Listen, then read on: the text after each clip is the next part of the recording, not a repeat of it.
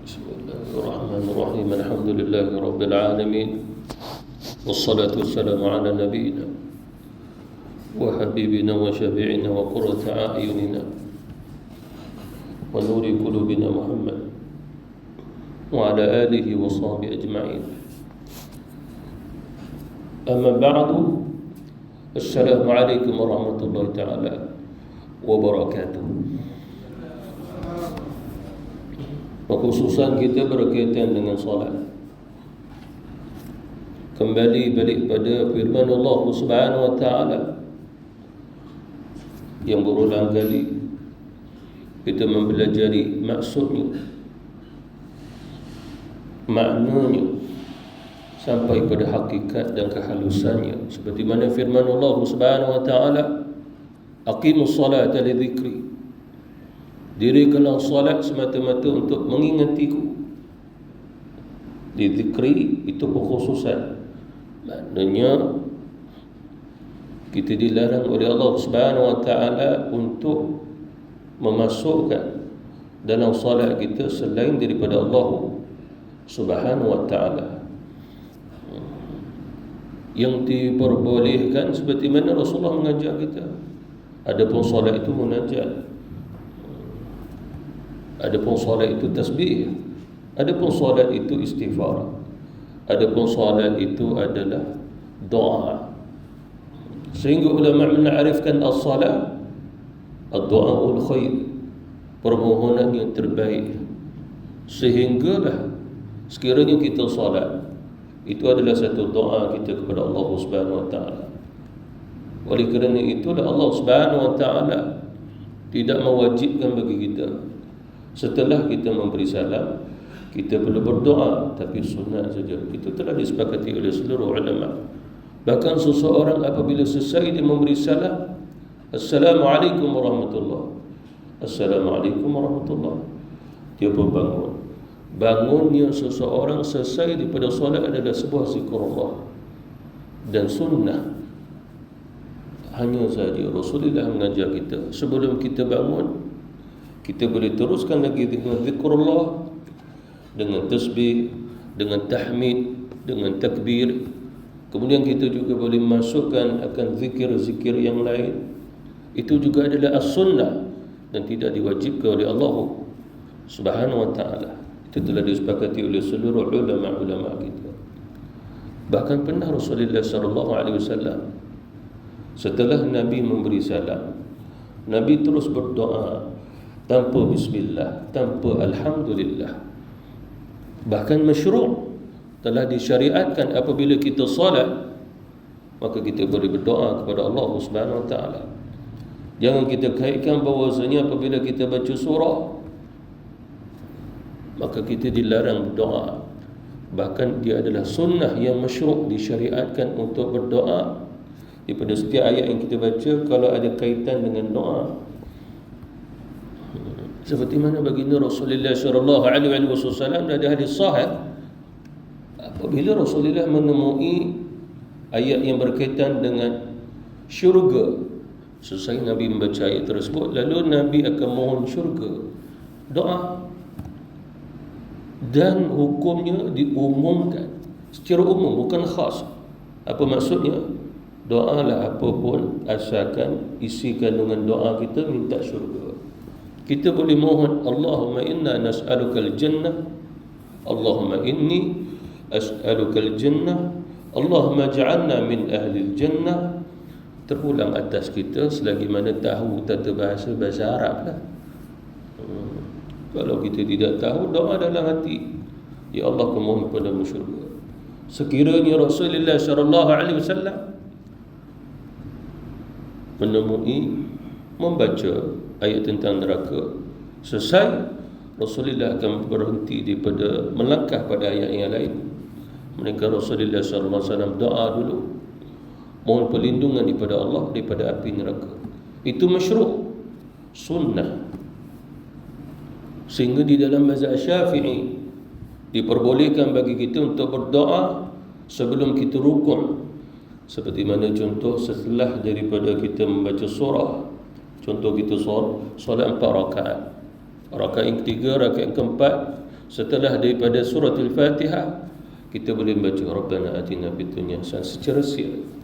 Tidak mengapa, kata ulama, seperti mana juga sebelum bagi salam kita baca doa, kita sujud kita baca doa.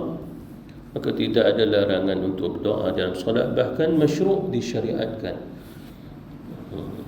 Pada zaman Imam Ahmad,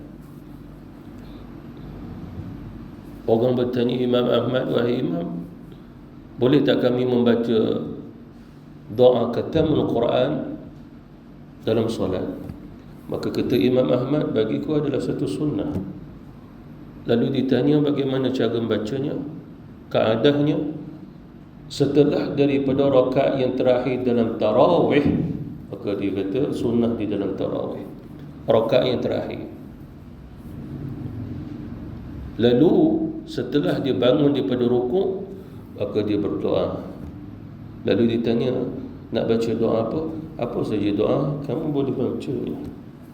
Lalu dia tanya Imam Ahmad, adakah mempunyai riwayatnya, talim nali sanadnya? Ya, aku melihat penduduk Madinah melakukannya. Antaranya adalah Sufyan, iaitu penduduk Mekah. Sufyan Ibn Uyainah, salah seorang ulama mujtahid, salah seorang ulama besar di Mekah pada ketika itu. Sehingga dilihat di Basrah juga melakukannya, di Kufah juga melakukannya. Sehingga kita lihat hari ini di Masjid Nabawi, Masjidil Haram, bila selesai dah baca 30 juzuk sampai minal jinnati wan nas, bukan setelah rukuk, sebelum rukuk, qul sadaqallah fattabi'u millata Ibrahim hanifah, lalu membaca doa khatamul Quran secara khusus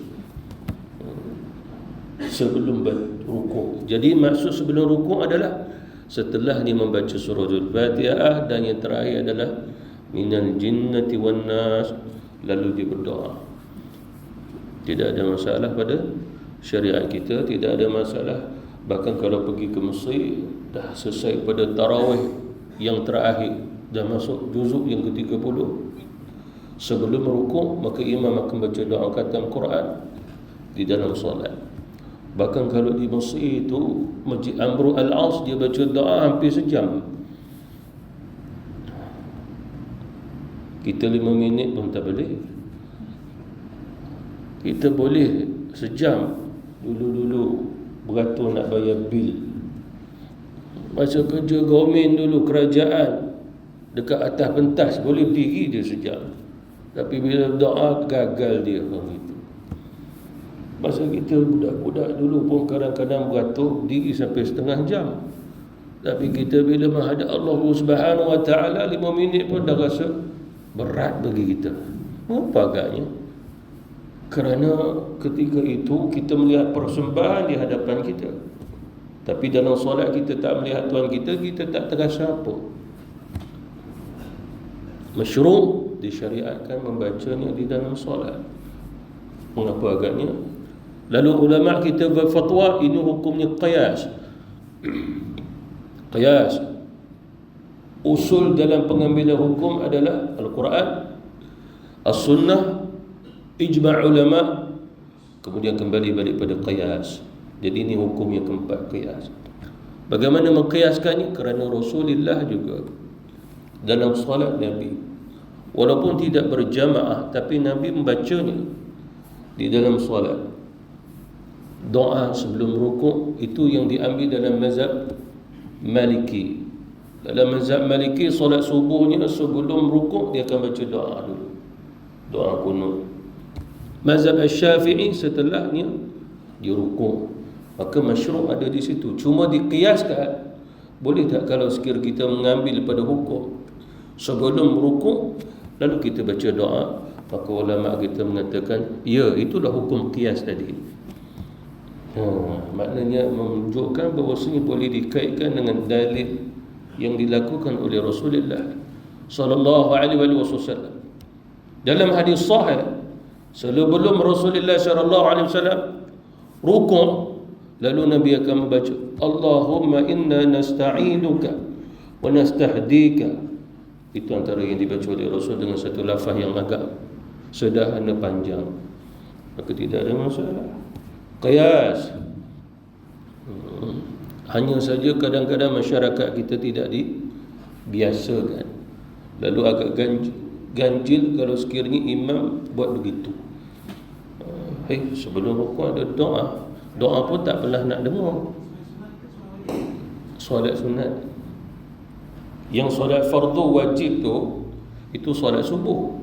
Jadi diqiyaskan dengan Rasulullah solat subuh, solat fardu. Sebelum Nabi rukuk, Nabi akan kunut. Itu yang diambil dalil dalam mazhab Maliki. Syafi'i pula mengambil setelah daripada rukuk. Cuma dalam mazhab Syafi'i boleh mengambil dalil pada sebelum rukuk untuk baca doa, kerana sabit adanya sahih juga. Cuma kita tak ambil untuk solat subuh sebelum rukuk, kita ambil yakni setelah rukuk. Cuma dalam solat sunat kita mengambil dalil sebelum rukuk. Itu kaedahnya. Boleh tak kalau kita nak baca doa kunut setelah daripada rukuk? Ya. Perkhususan adalah kunut nazilah. Dalam solat fardu, dalam solat sunat, setelah daripada rukuk kita boleh angkat kunut nazilah. Tidak ada masalah kata ulama, dan masyru'. Mengapa masyru'? Sebab Rasulullah SAW juga dalam solat witir Nabi, sebelum Nabi rukuk, Nabi baca doa kunut. Itu yang diambil oleh mazhab Hanafi. Mazhab Syafi'i disunatkan kalau tak masuk dalam bulan Ramadan, dia jadi sunat ayah. Maknanya setelah daripada kita bangun pada rukuk, kita baca kunut seperti mana kunut dalam subuh juga. Allahumma hdina fi man hadait, ataupun Allahumma hdini fi man hadait. Cuma bila dah masuk Ramadan yang ke-15, maka dia menjadi sunat abad yang hampir wajib. Kalau tinggal maka sujud sahwi, sujud 2 kali sebelum salat. Mazhab Syafi'i. Itu hukum yang perlu kita ketahui juga, agar apabila kita lihat ada imam yang melakukannya, maka tidak ada masalah untuk kita mengikutnya, kerana dah ada fatwa di situ. Jangan sampai kita mufaraqah pula, apa imam ni belum lagi rukuk nak baca doa gitu. Padahal sunnah Rasulullah SAW sebelum rukuk juga Nabi berdoa.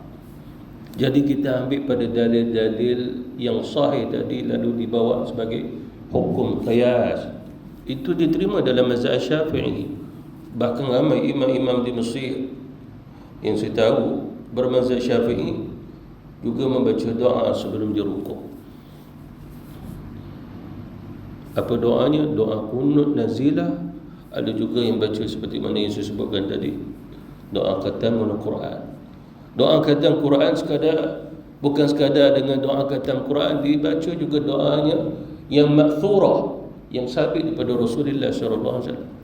Apa saja doa, tidak ada masalah. Dan saya ulang balik, perkara ini masyru', disyariatkan.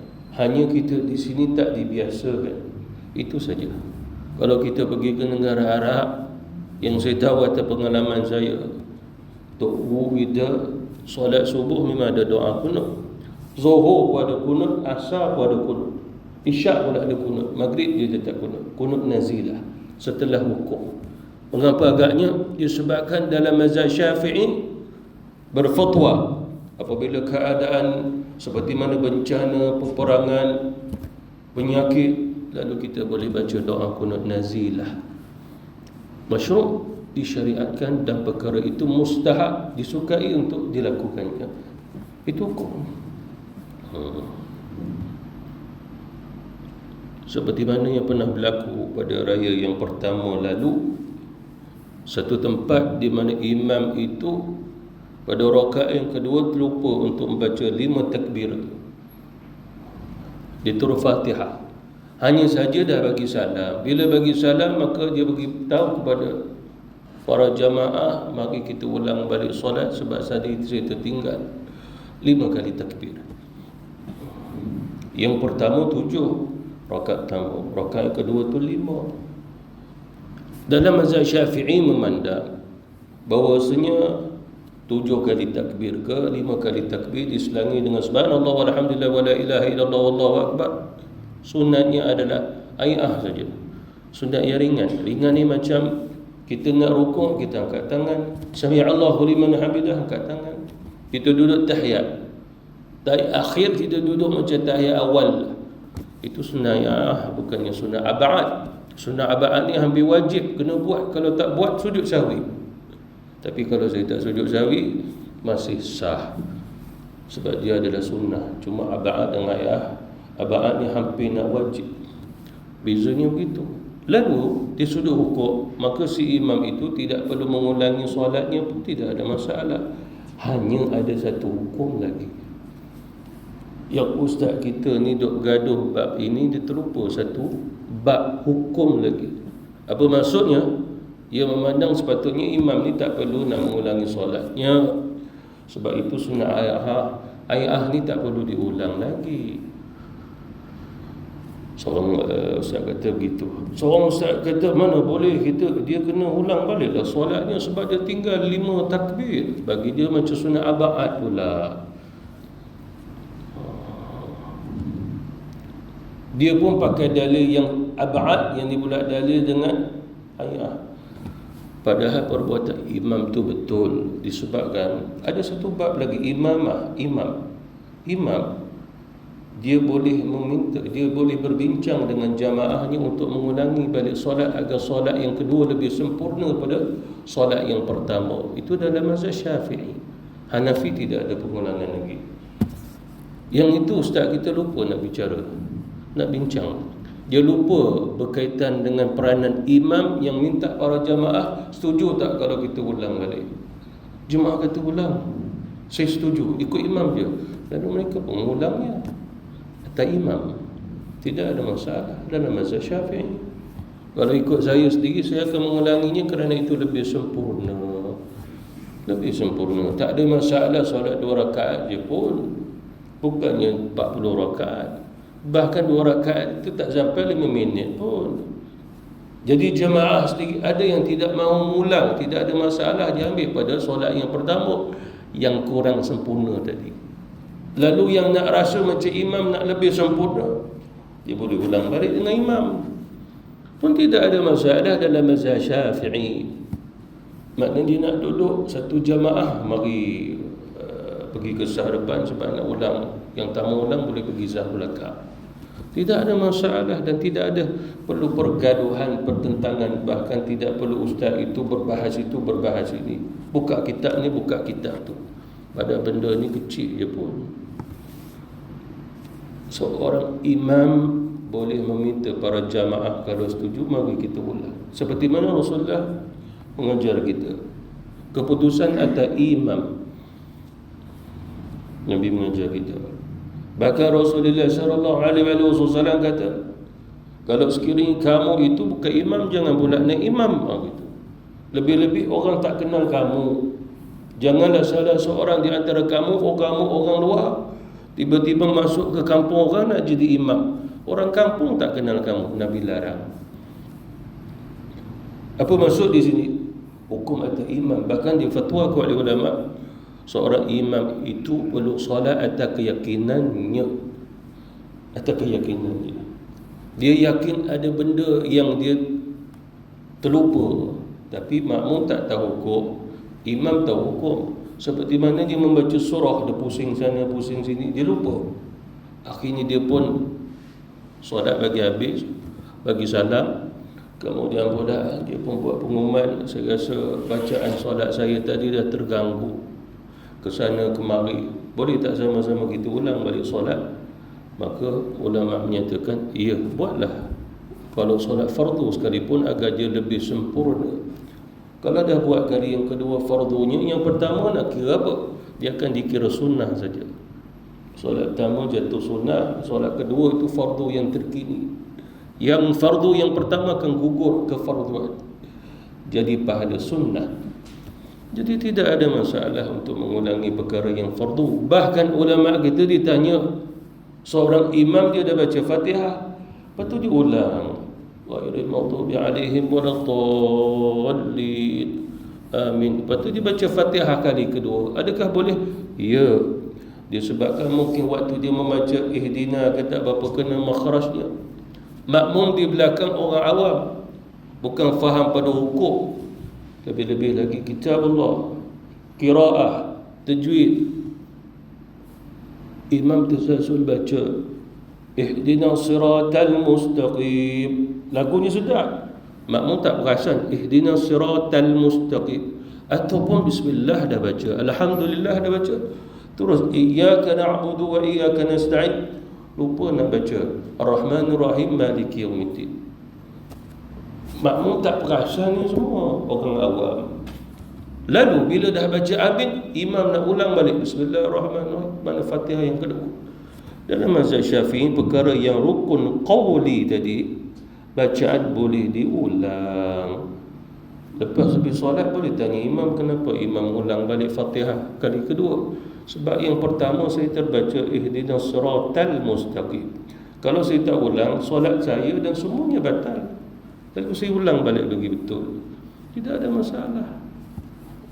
Masalah siapa? Masalah orang yang tak kembali balik pada usul yang saya sebut, usul pada hukum fiqh yang lebih halus daripada itu. Jadi kita kembali balik pada firman Allah Subhanahu wa taala, aqimus solata li dzikri. Dirikanlah solat semata-mata untuk ingat aku.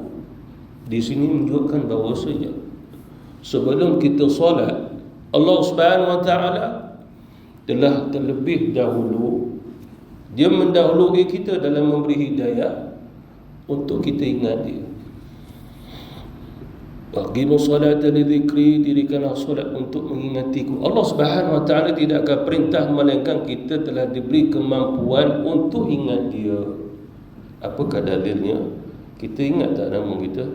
Ingat tak nama Rasulullah? Ingat tak ini agama apa ni? Ingat. Lalu Allah memberi hidayah untuk mengingati itu semua. Ingat tak rumah kita? Ingat. Itu dalil menunjukkan Allah Subhanahu wa taala memberi hidayah. Lalu Allah kata dalam solat, ingat aku. Seperti mana kamu pun ingat aku di luar solat. Cuma dalam solat kamu kena lebih ingat aku. Bahkan manusia boleh membina mengingati sesuatu melebihi yang lain, sesuatu yang lain. Seperti mana contoh kita ambil periksa, kata soalan kita tu matematik, takkan kita nak ingat sejarah punya nota pun. Soalan yang diberikan adalah sejarah, takkan kita nak ingat formula matematik. Lalu begitulah Allah Subhanahu wa taala telah memberi kemampuan kepada kita untuk ingat Dia. Lalu Dia perintah. Sebab Tuhan kita, Dia tidak akan perintah melainkan yang memang boleh bagi kita melakukan dan mengamalkannya. Oleh kerana itulah Allah Subhanahu wa taala nanti di akhirat Dia akan tanya kita, wahai hamba-Ku, mengapa kamu tidak melakukan apa yang Ku perintah? Sedangkan apa yang Ku perintah itu jauh lebih ringan daripada apa yang kamu nak. Allah Subhanahu wa taala perintah kita solat, dan solat itu tidak sama seperti mana orang yang sedang naik motorcar. Tak sama macam orang yang bersukan, main bola, main badminton. Tidak. Bahkan tidak ada sesuatu yang berat yang perlu diangkat sewaktu dia solat. Seseorang yang bekerja, jadi buruh, jadi kuli, kena angkat tongkat, kena angkat batu-batu. Tidak sama seperti mana solat. Tapi manusia boleh mengangkat sesuatu yang berat, bahkan lebih berat pada diri dia, badan dia, melebihi, yakni kekuatan itu wujud. Sedangkan Allah Subhanahu wa taala telah memberi kekuatan yang jauh lebih hebat, iaitu kekuatan ibadah. Dia memberi kita kekuatan yang paling kuat adalah ibadah, bukan kekuatan duniawi ini. Lalu bila manusia dia boleh buat sesuatu yang luar biasa kekuatannya, sebenarnya jawapannya kekuatan ibadah jauh lebih besar yang diberi oleh Allah daripada kekuatan fizikal kebiasaan. Kekuatan ibadah ini yang diajar oleh Rasulullah sallallahu alaihi wasallam kepada kita. Itu pasal Nabi kata, mukmin yang kuat lebih dicintai oleh Allah daripada mukmin yang lemah. Lalu ditakwil, disyarahkan oleh ulama kita, mukmin yang kuat ini bukan menunjukkan pada fizikal tubuh badan dia. Yang kuat maksud adalah pemikirannya, Bagaimana dia menjaga pemikirannya untuk mengingati Allah. Yang kuat mahabbahnya, yang kuat mujahadahnya, yang kuat tu adalah muraqabahnya, yang kuat tu adalah khusyuknya. Itulah kekuatan yang dikatakan oleh Rasulullah sallallahu alaihi wasallam kepada kita. Seperti mana hadis yang telah kita pelajari, bukanlah kekayaan itu dengan harta benda. Kekayaan itu adalah ghinan nafs, duduk dalam diri kita, pada hati kita, pada jiwa kita. Itulah hakikat kekayaan, kata Rasulullah. Seperti mana di antara kita pernah berkata, yang saya ingatlah orang kata-kata orang Melayu, dia kata, biar kita tak ada harta tapi jangan gila, daripada adanya harta tapi gila. Biar kita miskin tapi jangan jadi bengong, gitu. Daripada bengong, tapi daripada orang yang banyaknya harta, kaya tapi bengong. Itu kata-kata orang Melayu. Saya tak ambil kata-kata siapa orang Melayu kata begitu. Kita biar miskin tapi kita ini tak meminta-minta seperti mana orang yang kaya meminta-minta. Dah kaya minta lagi. Dah ada 1 bilion, nak bilion yang kedua. Dah dapat 2 bilion, nak tampakkan bilion yang ketiga. Itu. Jadi bagi orang yang solat tadi, Allah Subhanahu wa taala dah beri kemampuan, kekuatan untuk dia mengingati Allah Subhanahu wa taala. Lalu selain daripada itu, kekuatan yang dimaksudkan adalah nur, cahaya yang ada dalam diri dia. Begitu. Zikrullah itu satu zikir, ya. Tetapi yang perlu kita ketahui adalah nur itu terlebih dahulu. Cahaya dalam hati. Disebabkan cahaya maka dia berzikrullah. Bila dia berzikrullah, cahaya itu semakin lagi besar lagi. Nur itu telah ada. Seperti mana contoh seorang Islam beriman, itu dah ada nur. Bila dia zikrullah, maka cahaya pada Islam dan imannya semakin meningkat, semakin besar. Dan perkara ini telah disebut oleh Allah Subhanahu wa taala dalam Al-Quran, sehinggalah orang beriman akan berdoa kepada Allah, wa atim nurana, sempurnakan cahaya kami. Bila sempurna cahaya dengan cahaya iman, cahaya Islam, cahaya amal, maka itu memadai. Disebabkan di akhirat kita tidak memerlukan lagi nak solat, kita tak perlu nak zikrullah, kita tak perlu nak puasa, kita tak perlu mengamalkan itu, tapi kita memerlukan cahaya setelah amal. Nur tadi. Adakah dekat sana kita perlu zikrullah untuk dapat pahala, untuk dapat cahaya? Tidak. Itu semua kita memerlukan di atas dunia ni lagi. Lalu yang perlu kita ketahui bahawasanya bagi orang yang mengingati Allah Subhanahu wa taala itu, ada yang mana cahayanya mendahului zikir. Cahaya itu mendahului zikir. Ada juga seseorang yang mana zikirnya mendahului cahaya. Ada juga seseorang yang mana zikirnya, cahayanya dalam keadaan yang sama saja, dua-dua berjalan. Akan tetapi ada juga seseorang manusia dan khususnya yang tidak memiliki cahaya, tidak memiliki zikir, dua-dua pun tak ada. Siapa yang tak ada dua-dua ini tentulah orang yang syirik kepada Allah, orang yang kufur kepada Allah, orang yang tak pernah mengenalnya tauhid, orang yang tak pernah mengenal bahawasanya Allah Subhanahu wa taala itu saja Tuhan yang cipta dia. Bila diberitahu, dia menolak, dia hanya mengingkarinya. Itu Tuhan kamu, bukan Tuhan saya. Padahal kita tanya, manusia ini berasal daripada mana? Adam kan? Dia mengakui. Lalu siapa yang menciptakan Adam? Kami Islam mengatakan Allah Subhanahu wa taala menciptakan Adam. Lalu kalau kamu menolak Allah bukan cipta Adam, lalu siapa yang menciptakan Adam? Kamu kan keturunan Adam. Kebanyakan semua agama dalam dunia mengakui Adam, manusia pertama. Hindu macam-macam agama lah, Dia mengakui, bahkan seolah-olah manusia pasti mengenal Adam siapa. Jahil bodoh macam mana pun kenalnya Adam. Manusia itu berasal lelaki perempuan. Itu usul agak, itu fitrah manusia. Kalau dia tengoknya ayam, telur dulu ke ayam dulu? Ada manusia kata telur lah dulu. Ada manusia kata mesti ada ayam, ada jantan betina, kemudian telur lah. Lalu soalannya di sini, tak kisahlah mana dulu, siapa yang cipta telur, siapa cipta ayam, jantan betina. Kita yang nak mengambil tu kepercayaan yang mencipta dulu. Kita tersalah yang itu tak apa. Jangan tersilap, ayam jantan Tuhan ini, ayam betina Tuhan lain. Itu tidak boleh dalam Islam kita. Itu yang kita sebut la ilaha illallah.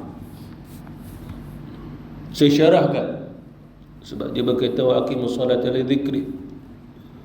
Seseorang ataupun manusia lah yang mana cahayanya mendahului zikir, dia disebut sebagai kaum majzubin. Majzubin ini kata ulama, memang Allah Subhanahu wa taala pilih dia. Dia telah dipilih oleh Allah untuk dekat dengan Allah Subhanahu wa taala. Dia juga disebut sebagai orang-orang yang muridin ataupun muraddun, maknanya orang yang memang Allah dah pilih. Para nabi, para rasul, Allah pilih. Allah Subhanahu wa taala pilih, sebab Allah sebut dalam Quran, innallaha astafa. Sesungguhnya Allah Subhanahu wa taala yang memilih. Itu bahasa Rasulullah sallallahu alaihi wasallam disebut sebagai al-mustafa, al-mujtaba. Maknanya dia dipilih oleh Allah Subhanahu wa taala dalam azali lagi.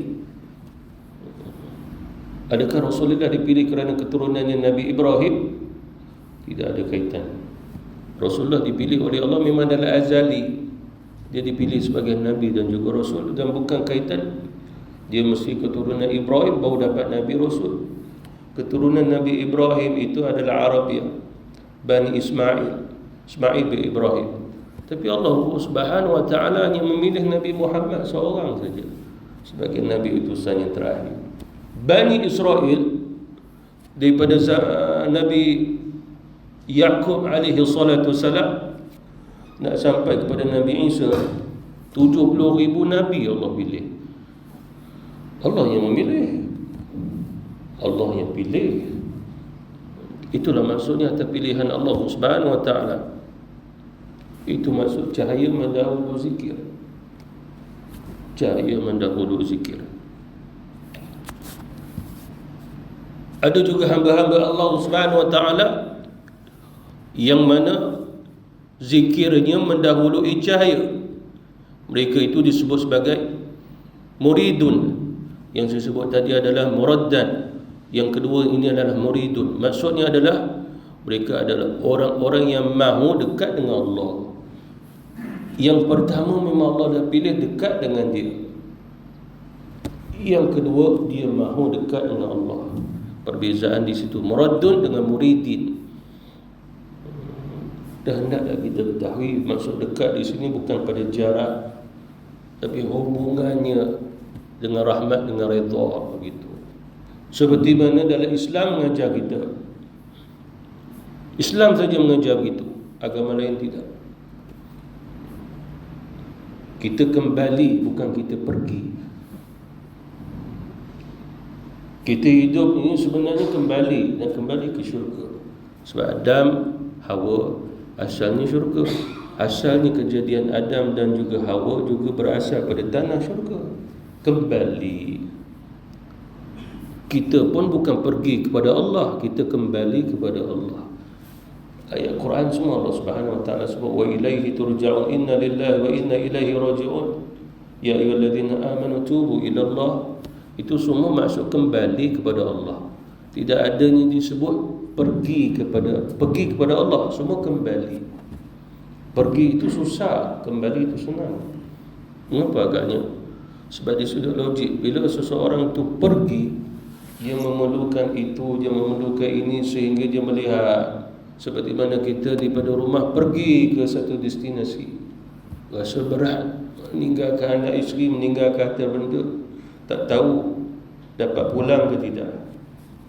Tetapi dengan Allah Ta'ala, dengan agama, bukan pergi ke agama, pergi kepada Allah, tapi kembali kepada agama, kembali kepada Allah. Sebab kita memang dah bersama Allah. Allah Subhanahu Wa Ta'ala sentiasa bersama kita. Kita saja tak rasa. Itu yang kita buat sesuatu untuk kembali rasa kita dengan Allah, Allah dengan kita. Allah Subhanahu Wa Ta'ala itu dia kata, fa inni qarib, aku hampir. Kita tidak mengatakan Allah jauh daripada kita. Itu kesalahan dia, sudah aqidatul Islam. Yang jauh kita dengan Allah, bukan Allah dengan kita. Sebab Allah kata fa inni qarib, aku hampir dengan kamu. Lalu kita merasai Allah jauh daripada kita. Allah tak kata jauh. Jauh tu ba'id, fa inni ba'id. Tidak, Allah kata fa inni qarib. Qarib, hampir. Lalu Islam itu bawa kepada kembali. Agama lain semua kata pergi. Kita Islam kembali. Kembali atas Islam, kembali atas iman, kembali atas landasannya, kembali kepada mahabbatul Rasul, kembali kepada Quran, kembali kepada sunnah, kembali. Bukan pergi. Faruddu ilallahi war Rasul. Faruddu di sudut bahasa Arab adalah, maka hendaklah kembali kamu merujuk Allah dan Rasul. Bukannya pergilah kamu pada Allah dan Rasul. Itu dah dalam Quran Al-Karim, kata-kata bahasa Arab.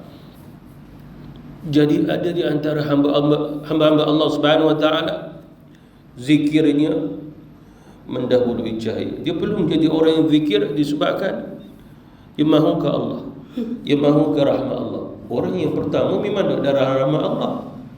Para Nabi Rasul semua duduk dalam redha Allah. Macam kita pula memerlukan redha Allah, kita muridin. Muradun memang Allah Subhanahu Wa Ta'ala ada pilih. Orang yang pertama ini beza dengan orang yang kedua. Mengapa? Yang pertama ini dia jadi uswatun hasanah. Kita kena ikut yang muradun. Muradun itulah para Nabi Rasul, itu uswatun hasanah. Tu yang kena ikut dia sebab Allah dah pilih dia.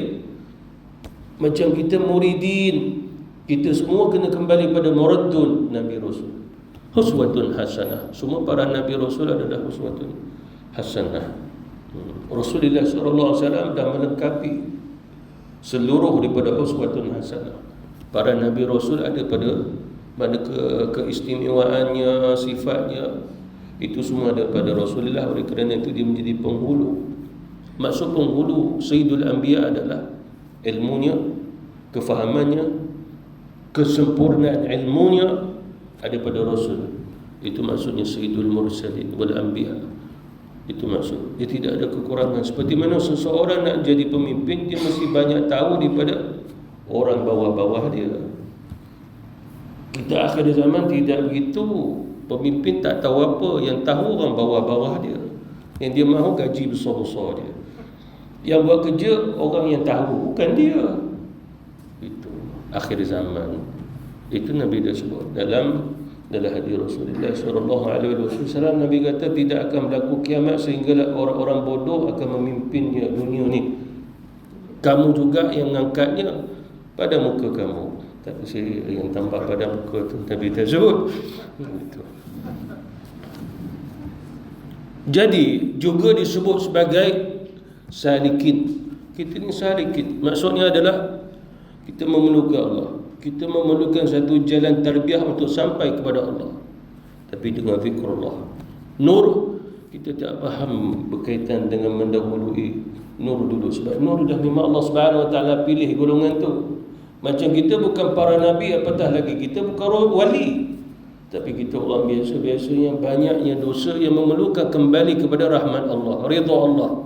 Orang yang golongan pertama itu dah sangat faham agama, sangat mengenal Allah Subhanahu Wa Ta'ala, terpelihara daripada melakukan kemaksiatan besar ataupun kecil. Lalu kita tidak begitu. Lalu kita salikin, kita perlu tarbiyah untuk menuju kepada Allah Subhanahu Wa Ta'ala. Dan golongan yang kedua ini Mau tak mau dia mesti mujahadah. Dia mesti berusaha untuk mendapatkan ridha-Nya, keampunannya, kena buat sesuatu. Sedangkan para Nabi Rasul, dia sudah akidatul Islam, maksum, terpelihara daripada melakukan kemaksiatan ataupun dosa. Itu yang perlu kita faham. Rasulullah SAW Nabi yang maksum, tidak ada dosa yang dilakukan oleh Rasulullah SAW, walaupun sebesar zarrah sekalipun. Tidak ada pada Rasulullah SAW. Itu pasal dia jadi uswatun hasanah. Itu dia sudah akidatul Islam, dia maksum. Dan golongan yang kedua inilah bila Allah sebut wa aqimus salata li dzikri, dia memerlukan usaha. Bila dia solat, dia kena usaha bagaimana cara mengingati Allah, istiqamah terus menerus berlaku. Macam golongan yang muraddun tadi, bila dia solat saja dia dah ingat Allah sepenuhnya. Di luar solat juga hatinya, jiwanya semua mengingati Allah. Bahkan Rasulullah pernah bersabda, kalau sesaat aku tidak mengingati Allah, sesaat kata Nabi aku akan istighfar, Rabbi firli wa tub alayya, paling kurang aku akan baca sebanyak 70 kali. Kalau sesaat kata Nabi. Hati Rasulullah tidak pernah tidur kerana dia sentiasa dengar zikrullah dalam hati. Bukan hati Rasul, semua para Nabi Rasul. Yang golongan kedua, sekejap ingat, sekejap lupa. Lalu dia perlu mujahadah agar selalu ingat, terus ingat. Walaupun begitu, Allah Subhanahu Wa Taala membantu golongan-golongan yang kedua ini, di mana dia akan berzikrullah seperti mana zikrullah ni sebuah perjuangan dalam diri dia. Itu mujahadah. Nama mujahadah itu satu perjuangan dan usaha yang besar. Mengapa agaknya? Kerana mereka dengan cara begitu dapat cahaya seperti mana Allah kurniakan cahaya itu pada para Nabi Rasul. Maknanya dengan zikrullah akan dapat cahaya.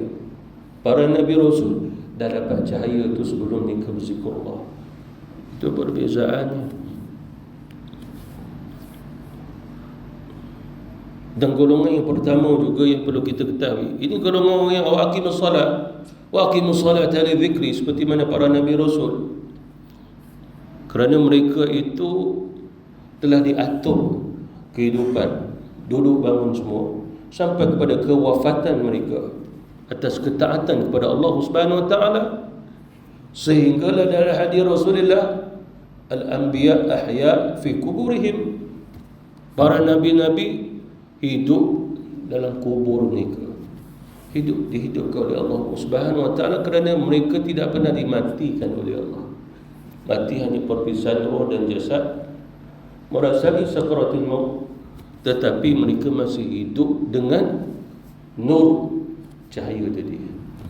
Itu pasal para nabi, para rasul wajib dimuliakan kerana mereka masih hidup dalam barzah mereka. Bagaimana kita memuliakannya? Memuliakannya adalah jangan sampai kita berlakon jadi Nabi Musa, Nabi Isa. Dekat barat tak buat, sebahagian negara Arab pun ada, di Turki pun ada. Dia berlakon jadi Nabi Isa, dia berlakon jadi Nabi Musa. Itu kesalahan, dia sudah akidatul Islam. Tidak boleh seseorang itu berlakon nak jadi para Nabi, para Rasul. Mereka ada, mereka masih hidup berapa? Mengapa kamu nak berlakon jadi diri mereka? Tak malu ke kamu nak jadi Nabi Rasul? Berlakon-berlakon gitu.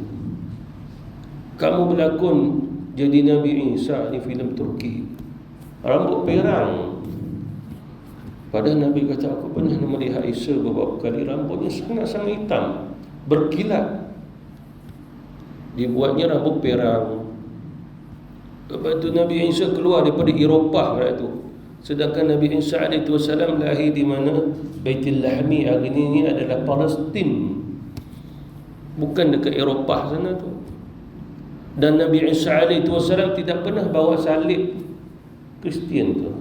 Dia bawa pegang salib tu. Dibuat filem, yang tengok kita juga gitu. Macam-macam. Kerana mereka tak mengenal para Nabi Rasul. Para Nabi Rasul mana boleh berlaku-berlaku begitu.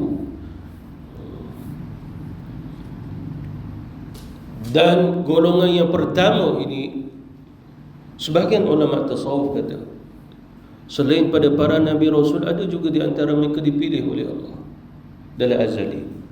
Mereka bukan Nabi, mereka bukan Rasul, tapi para wali.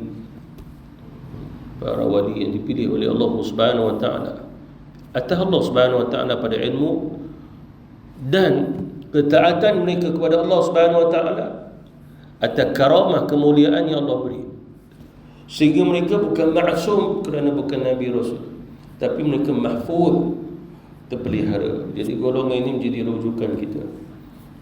Seperti mana imam-imam kita, imam-imam mujtahid kita yang terdahulu. Golongan yang kedua, yang pertama kita kena ingat, dia berjalan cahaya, barulah zikir. Golongan yang kedua, jalan zikir, barulah nak memperolehi cahaya. Lalu kata ulama-ulama kita, golongan yang kedua adalah golongan yang mana mereka mendapat karamah, kemuliaan daripada Allah Subhanahu Wa Taala untuk taat kepada Allah melalui zikrullah. Lalu kembali balik ingat firman Allah, wa aqimus salata li dzikri, dan dirikanlah solat untuk mengingati aku. Tidak lain melainkan bila kita solat ada ingatan kepada Allah, maka berjalan karamah. Karamah itu kemuliaan atas kehendak Allah Subhanahu Wa Taala, bukan kita menentukannya. Apa maksud karamah di sini? Karamah adalah Allah Subhanahu Wa Taala memberi kemuliaan pada pemikiran, pada hati, pada jiwa, pada perasaan yang mempunyai kemuliaannya, iaitulah kefahaman dalam ilmu, dalam Islam, dalam sunnah. Hati jiwa terikat dengan rumah Allah, hati jiwa mahukan akan Allah. Itu maksudnya karamah yang diberi oleh Allah Subhanahu Wa Taala. Tapi kesan daripada zikirnya kepada Allah Subhanahu Wa Taala, hanya saja ada golongan tiga yang mana Allah Subhanahu Wa Taala beri dia dulu. Cahaya zikir berjalan, zikir cahaya berjalan. Itu di kalangan ahlullah juga, para waliullah Subhanahu Wa Taala, walaupun mereka juga diuji oleh Allah sehingga mereka juga jatuh kepada kemaksiatan, tapi kemudian mereka bertaubat kepada Allah Subhanahu Wa Taala dan kembali menjadi orang yang hampir dengan Allah Subhanahu Wa Taala. Golongan yang keempat, cahaya pun tak ada, zikrullah pun tak ada. Itulah golongan-golongan yang hatinya mati, gelap, tidak mahu Allah, tidak mahu rahmatnya, bahkan memang tak mahu Allah. Bila dia tidak mahu Allah, soalannya dia mahu apa? Dia mahu apa kalau dia tidak mahu Allah? Maka itulah orang-orang kafir, sehingga dia menyembah berhala, menyembah patung, menyembah batu, menyembah paku. Paku pun disembah. Kita kena tahu, orang bila dah terlalu sesat, paku pun disembahnya. Ada satu tempat tu dia berkahwin dengan ular. Orang tak mau dia nak ular. Satu orang lagi dekat Eropah, dia bercinta dengan jambatan. Lalu dia kata, saya nak kahwin dengan jambatan ni. Itu contoh orang-orang gitulah. Tapi ada juga contoh orang yang mana dia nak jadi Tuhan. Bahkan di India, bila matinya lembu dia, menangis sungguh sebab bagi mereka lembu itu Tuhan dia. Gitu. Menyembah selain pada Allah. Ini nama maksud pada cahaya tak ada, zikir pun tak ada. Lalu selain daripada itu, kembali balik pada firman Allah, wa aqimus salat li dzikri, dirikanlah solat untuk mengingati aku, adalah bila kita zikrullah, maka akan menyebabkan hati kita itu terang dengan nur, dengan cahaya. Dan cahaya di sini bukan seperti mana yang kita faham, cahaya matahari, cahaya bulan, cahaya lampu, bukan. Tapi yang dimaksudkan cahaya adalah sesuatu keindahan yang dirasai melalui ibadah, halawah, kemanisan. Lalu dia mahukan lagi. Seperti mana seseorang yang makan makanan yang lazat, akhirnya dia mahu lagi. Kalau diberi peluang untuk ditambah, dia akan tambah lagi, sebab dia tak pernah merasai makanan sesedap ini. Itu contoh. Lalu bila seseorang yang telah diberi nur oleh Allah Subhanahu wa taala adalah hatinya, terang hatinya dengan nur itu, mana dia mahu lagi? Dia mahu lagi. Maka menyebabkan dia akan menjadi orang yang menjadi ahli zikir. Orang yang suka berzikir Allah Subhanahu wa taala. Ada juga manusia yang mana hatinya memang terang, lalu dia pun akan sentiasa berterusan untuk zikrullah lagi. Ada juga yang mana seseorang yang zikrullah, seseorang yang mana cahaya ini diberi oleh Allah Subhanahu wa taala, atas zikirnya itu seimbang, sejalan, lalu dia berjalan atas kedua-duanya. Maknanya adalah bila orang itu hatinya bercahaya, dia tidak akan meninggalkan zikrullah. Bila seseorang itu tidak meninggalkan zikrullah, maka semakin teranglah hati dia. Semakin terang hatinya adalah itu yang dimasukkan dia akan semakin kembali kepada Allah. Dia zikir lagi, dia mahu ke Allah. Dia zikir lagi, dia mahu keampunan daripada Allah. Dia zikir lagi, dia mahu redha Allah. Itu maksud dia. Bukan bermaksud dia zikir dia nak dapat itu. Dia nak naikkan pangkat lalu zikir. Dia nak selamat lalu dia zikir, selamat daripada hal ehwal dunia lah. Tapi dia zikrullah adalah kerana dia banyak dosa. Dia zikrullah kerana mahu redha dan rahmat Allah. Inilah perbezaan. Orang yang hatinya bercahaya, dia zikrullah, hanya mahukan Allah Subhanahu wa taala dan dia tidak mahu yang lain-lain. Kawan ajak, "Mat, kau nak kaya?" Mahu. Kau baca zikir ni, lalu betul-betul jadi kaya. Bila dah kaya, dia berhenti zikir. Lepas tu jadi apa ke dana. Mak, kau bukan kaya ke dulu? Itulah, aku tinggal zikir. Zikir tu buat aku kaya. Lalu maksudnya apa di sini? Dia mengatakan zikir tu buat dia kaya. Dia tinggal zikir, dia jadi miskin. Akhirnya dia tidak pernah melihat Allah.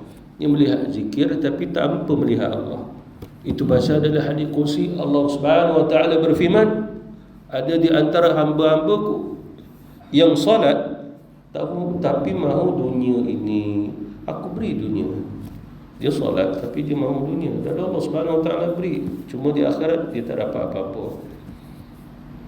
Apa maksud di sini? Ini sebagai satu jawapan bahawasanya barang siapa yang solat mahu ke Allah, Allah bagi diri dia. Maksudnya adalah diri Allah dengan rahmatnya, dirinya dengan redanya, dirinya dengan keampunannya diberi.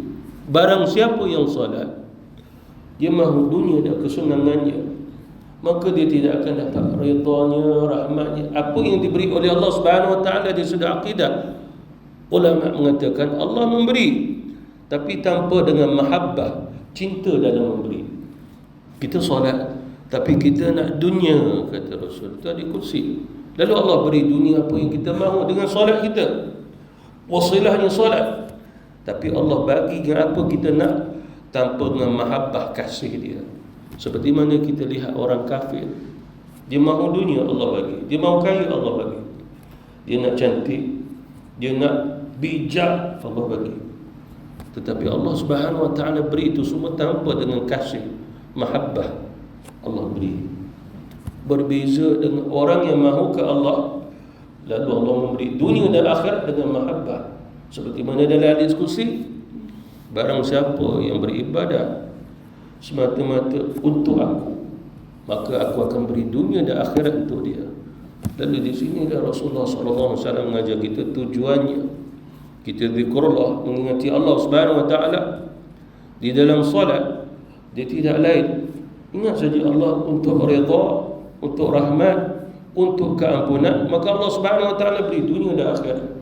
Seperti mana para nabi rasul, Allah dah beri dunia akhirat. Bagaimana Allah memberi dunia kepada para nabi? Namanya kita kenal, dirinya kita kenal walaupun tak kenal dia. Dia sebagai seorang nabi rasul yang dimuliakan, kita wajib beriman kepada mereka. Apakah kesan mereka dalam Quran? Mereka meninggalkan iman kepada kita, meninggalkan Islam kepada kita, meninggalkan akhlak dan tarbiyah kepada kita. Itu disebut oleh Allah Subhanahu wa taala dalam Quran. Oleh kerana itu Allah menceritakan kepada kita kisah para nabi rasul. Bukan nak tahu kisah dia, tapi kita perlu mengambil keimanan nabi, keimanan rasul-rasul dulu, keimanan keislaman mereka, mujahadah mereka, dakwah mereka. Itu yang mereka tinggalkan. Oleh kerana itulah Rasulullah sallallahu alaihi wasallam sabda, al-ulama warasatul anbiya. Para nabi itu, para al-ulama itu adalah pewarisnya para nabi-nabi. Lalu Nabi mengatakan, para nabi-nabi tidak meninggalkan warisan harta benda, tapi adalah ilmu. Itulah ilmu Islam dan ilmu iman. Itulah maksudnya hidupnya para nabi rasul, sehingga nama mereka disebut, sehingga akhlak mereka disebut, pengorbanan mereka disebut, dakwah mereka diikuti. Lalu cerita Nabi Ibrahim ke cerita Nabi Musa itu cerita dakwah. Bagaimana mereka berdakwah. Itu pasal Allah Subhanahu Wa Taala muji Nabi Musa, orang yang paling kejam dalam dunia. Kita pula berdakwah tapi dia tak sampai kejam dalam dunia. Nabi Musa dah menghadapi orang paling kejam dalam dunia. Rasulullah sallallahu alaihi wasallam paling besar ujiannya dalam dakwah. Kerana apa? Itu Raja Kaisar, Raja Kisra, Parsi, Romawi, raja yang sangat-sangat kejam waktu itu, empire yang besar. Nabi sallallahu alaihi wasallam pun diperintah oleh Allah dakwah. Nabi tulis surat kepada mereka sebab tak boleh nak pergi sampai ke Parsi sana, sampai ke Romawi sana. Tapi akhirnya kita dapat membina empire-nya Romawi, empire-nya Parsi dengan menjadi empire Islam pada zaman Sayyidina Umar. Atau barakahnya daripada doa Rasulullah sallallahu alaihi wasallam dan apa yang diajar di tarbiyah Rasulullah kepada para sahabat menjadi dibantu oleh Allah Subhanahu wa taala. Wallahu taala alam. Wabillahi taufiq wal hidayah. Wassalamu alaikum warahmatullahi taala wabarakatuh.